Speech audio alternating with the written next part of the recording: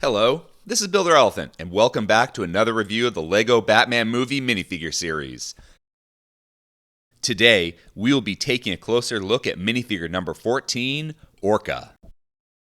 Grace Balin has a PhD in marine biology and biomedicine. Along with her fascination with ocean life, she is extremely charitable. She would be involved in an accident that left her paralyzed and bound to a wheelchair. She started experimenting with orca spinal tissue to help with spinal cord regeneration in humans.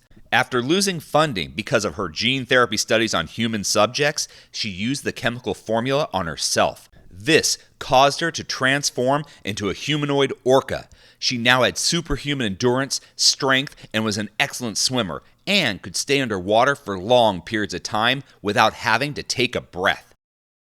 The original leg piece is described on Bricklink as white hips and legs with black orca pattern, which is interesting to me because I always pictured an orca's body as being black with white patterns. Now this is why the LEGO design team creates the LEGO products and I only review them. The white plastic with black printing on the front and sides of the leg piece does an amazing job recreating the look of a real orca. However, since I am a reviewer, it is my responsibility to point out that Grace Balin's orca form in the comics tend to be colored with more black than white on her legs. The torso is another unique piece that does a wonderful job creating the character. This time the plastic is black and white is used for the printing. That printing is a great match for the comic book character. White is used near the bottom to finish off the leg design, and then it curves up to create her chest. Orca is a female villain, and her chest size varies by the artist. Oftentimes it can get disproportionately large, as many female comic characters do. But LEGO found that great balance between giving Orca's female shape, but keeping it subtle enough to still match the pattern we would expect on an orca whale. Orca is a physically huge character, so being a big figure like her husband Killer Croc, yep, these two beauties were married, would have been a better match.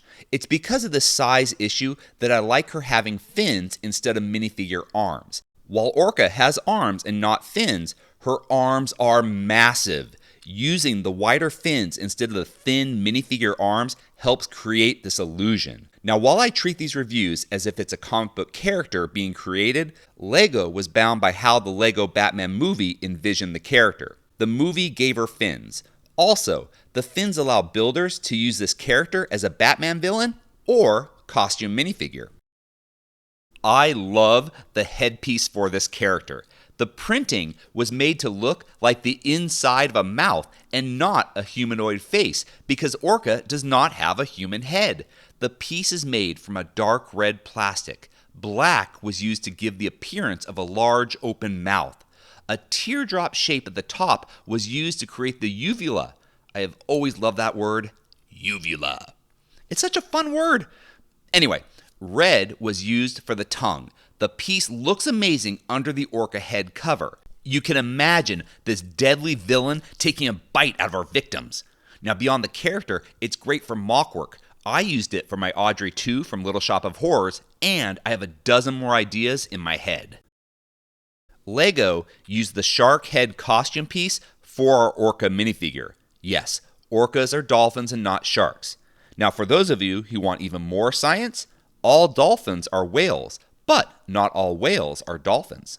Now, this largest animal in the dolphin family is also known as a killer whale. All of that was to say that the sharp-toothed shark head costume works great for our character. The mold is not original, but the printing is. The white eyebrows over the red eyes are not comic book accurate, but highlight the villainous nature of our character. The black head gear continues down to the bottom of our figure to create the orca-shaped body. The dorsal fin on the back and the tail fluke at the bottom are great. To get super reviewer picky, the character should not have gills on the side like a shark. Orcas can't breathe underwater, and her animal inspiration would have a blowhole to breathe in the air above water. If it wasn't my job to review and point out those flaws, this would not have been worth mentioning. Which is why I also have to mention that shark tails are vertical for side-to-side movement and a dolphin's are horizontal for an up and down motion. Since our orca character didn't have a tail, I'm okay with this scientific inaccuracy. Unfortunately, Orca didn't come with any accessories. The only other piece included with this set is the standard 3x4 tile with 4 studs in the center used for the stand. Now I understand how the thin arms limit her ability to hold an object, but LEGO has had many CMF characters with accessories needing to be attached to the base and not held by the minifigure. I think a serum bottle or a small aquatic creature piece would have been nice. I love that LEGO included the more obscure Batman Rogue Gallery characters in the LEGO Batman Movie CMF series. The world's greatest detective probably has one of the longest lists of villains than any other superhero. I love getting these obscure characters in minifigure form. As well as being a lesser-known villain, the minifigure doubles as a costumed animal character that we get in the non-licensed themed CMF series. This particular character is great for Batman and LEGO fans. If you enjoyed this video, please subscribe or check out some of our other videos. Until next time, let's keep building together.